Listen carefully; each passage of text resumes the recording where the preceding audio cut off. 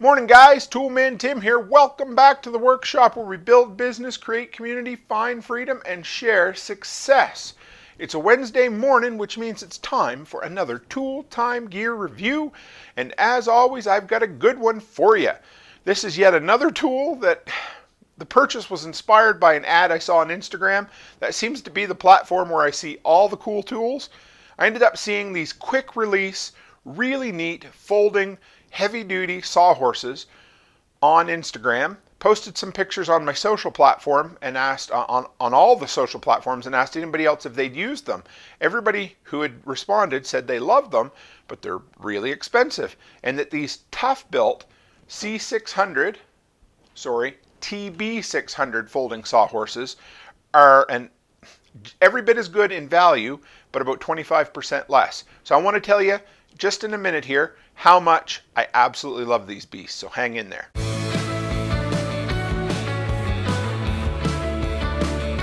Guys, real quick before we dive into the review this week, if you haven't before, go to toolmantim.co, that's toolmantim.co, to find out all my social media links, my content creation schedule, and most importantly, drop by the tool shop there, where I have recommended products that you can pick up on Amazon that are solutions to problems that people ask me about all the time. Things like, I spilt paint on vinyl siding, how do I remove it? Or I need to hang a heavy picture and I can't drill in the wall. What kind of thing do I use for that?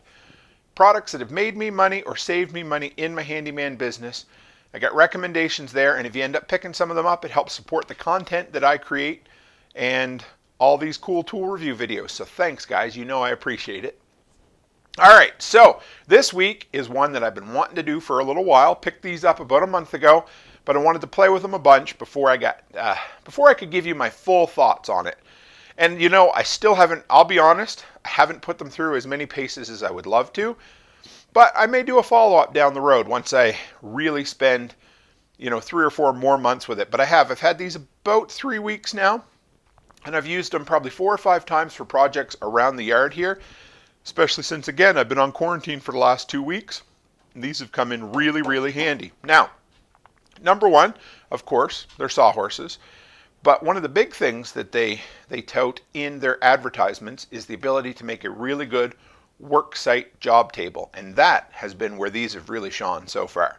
So, model number is the Toughbuilt TB as in Tango Bravo 600. The capacity of each sawhorse, not together, but each, is 1,300 pounds, meaning you're well over 2,500 pound capacity with the two that come.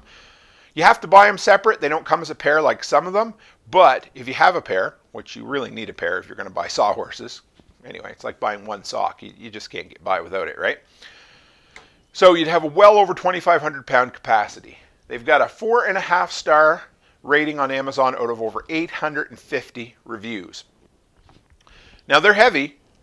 I would say each one is heavier than my homemade pressure-treated wood ones that I have since retired. Retired them really quickly because, again, you guys know, at least I've talked about it, I've been on a mission this year to make everything that I use mobile, storable, more compact, in theory, lighter weight. But basically the idea is, I go job to job. I need to be able to take my tools with me. I need to be able to, fold them up and store them in the shop here because I am running out of space. If you can see the rest of the garage right now. Anyway. So as soon as I found these, the biggest thing that I'm always kicking around in my garage was my sawhorses. When I originally made them, stupid me, I didn't make them to stack on top of each other. So they had to sit side by side. And eventually I did shorten one so that they would stack on top of each other all the time. But when I saw these, oh, I wonder if they're a gimmick. And then I started looking into them. Oh no, they're not a gimmick. These things, you could park a small truck on them, I believe. All right, so what do I like about them? Well, number one, there's the carry handle. Makes it super easy to carry. Unlike the wood sawhorses, I would carry them like this, and every time I'd walk, they'd hit me in the thigh or the kneecap. You'd try to go through a doorway, and you'd scuff up the paint and have to fix that, or just, fetch up real hard and cuss it yourself. So number one, super mobile. Even though they may be a little heavier, they balance and they're not awkward when you carry them. They got a nice, I want to call it non-stick, a traction type tape on there. You got your grip tape like you'd put on stairs for when it gets icy and that sort of stuff. This is up there, so that helps. the big thing that some people complained about was the fact that when you put wood on it, you're worried that you're going to cut into the aluminum. Now, there's ways to do that. They have these little V-shape or U-shaped grooves on the side that you can put a sacrificial 2x4 in, then put plywood on top, whatever. Anyway, but I never had an issue with that. Mainly for me, it's just supporting the material and then cutting it off at the end. First product, and the name escapes me right at the moment, and I'm sure you guys all showed it me and put it in the comments below, but there's a speed, I can't call it a speed unloader, but a speed deploying foldable sawhorse that I saw first. You basically picked it up like this, hit a button with one hand, snapped it, and all the legs dropped out. And that's great. That is really nice on the cool factor. But that's literally for 3 seconds to deploy them on the job. These take maybe 20 seconds to deploy, and that's it. That's all there is to it. So, if you want to spend 25% more on the more expensive ones, great. But these are all I needed. We're going through Princess Auto here. I always liken Princess Auto to Harbor Freight from what I've been told, because talking to my American friends, they seem pretty comparable in price and quality and all that jazz. So we were walking through there, my wife and I, the other day. Like I said, about a month ago, and I seen these and I said, that's what I wanted to get. But I didn't go in there planning to spend this much money. My wife, of course, she's like, no, get them. I know you're going to use them. So, of course, my beautiful wife talked me into buying yet more tools. So, anyway, so the main difference in these is that they require 2 hands to deploy. So you'll see right here, super simple.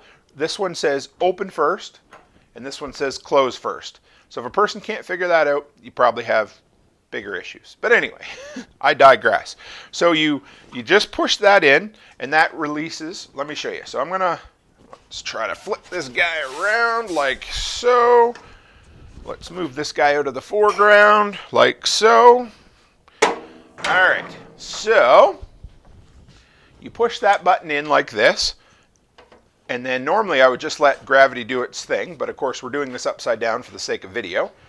That goes up like that. You grab the 2 here, and then you snap that up into place. So now that's locked. Now, what's really cool, check this out. So that each leg is individually adjustable. So simple to slide up and down. You grab that lever right there, and look, it's spring-loaded. Now it's locked. I could jump on that if it were the right side up. So then you go the same with this. And then you go over to here. And then, of course, if that was push first to open, this one is push second to open. You just put it there. Now, I will say, be careful with these because there are pinch points on them, like anything that folds down. But if you push in there and lift up from here, and now if you have it upside down, you give it a good smack or a good kind of whip, you can get the legs to come out, and I think they'll soften up with time anyway.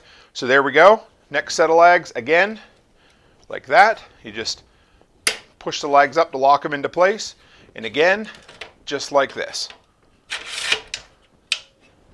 So now you have fully adjustable legs, and that is all there is to it. It's awesome. So if you're on, I don't know, if you're cutting wood on a hill, which seems kind of foolish, but honestly, if it's just uneven ground, you can adjust accordingly and gives you something really sturdy. Now, one thing that I've noticed that people have done online or watched. So first off, this is the close first. So now you don't need to push the button to close them. Once you fold them in like this, now here, look, I want to show you something. So something I did on occasion, and honestly, it should go without saying, I don't know, it's just a different type of design, but the legs obviously can't stay extended when you're folding them up. So make sure you put them away, or you know, if you have a helper on the job site, they might end up bending the legs. So, but it's just a matter of pull that out, slide it down, pull that out, slide it down, and you're done. That's one set of legs. Sorry if that was loud. Fold that in, pull these guys down, and that's it. I absolutely love these things. And what I have found is, of course, in my old man ways, my back isn't as good as it used to be. And it's so much better to work up, you know, waist height or a little bit higher. So I've been putting together one of those Arrow metal sheds to store a bunch of my leftover shop stuff because just too much stuff, right? Anyway, and Normally what I would do is I'd go over and I'd put little containers of my hardware and stuff down on the ground, and I'd pick them up as needed. And I've still been doing that a bit. But what is nice about this is it allows me to set up a work table right there beside the shed at a nice working height that just works. How many times can you say work there? But it's great. It allows me to work at a nice height. There's a lot of pieces, of course, for shipping. It comes in, your main beams come in 3 pieces, and you have to put them all together. So it's nice to have an area to work at. But then also, when it's time to cut things, which when I was building the floor, it was great for that too. Again, you just always have sawhorses, and you always have a work surface.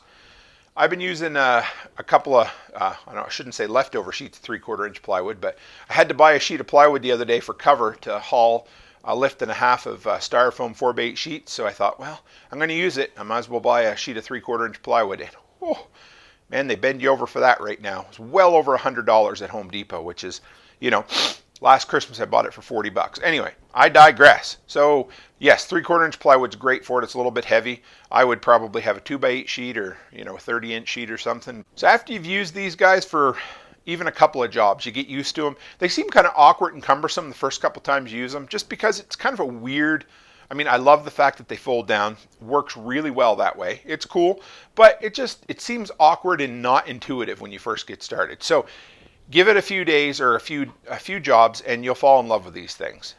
What else did I really like about them? Well, they've got a powder coated metal finish on it, so not that rust is a huge issue out here in the prairies, but it can be.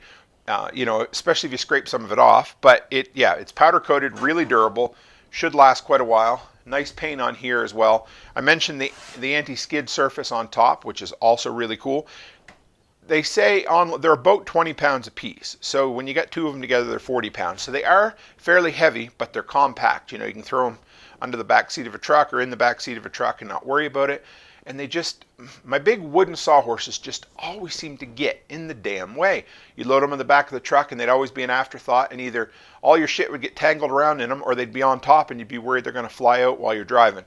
So these absolutely help. These are going to be, well, they already are I don't know if you call them an EDC. It's not like I carry things everywhere, but these are my everyday use sawhorses already. And I can just see me using them more and more. I'll do a follow-up video in a couple of months once I've maybe learned some more tips and tricks with them. But yeah, I love them. They say they have a limited lifetime warranty. I haven't delved into the Toughbuilt warranty yet. If anybody has tried that or has had to avail themselves of the warranty, let me know. I'd like to know how good or bad or awful or easy they are to deal with on that kind of stuff, because that's important. But that's it for me, guys. If you're new to the community and you want to stick around, hit that subscribe button. That would absolutely be helpful. Helps support our channel, helps grow our community, and you can help share your collective knowledge with everyone else. So if you have any tips or tricks about these suckers, put them in the comments below and we can all comment on it. And as always, guys, you know it. Stay happy, stay healthy, and have a great week.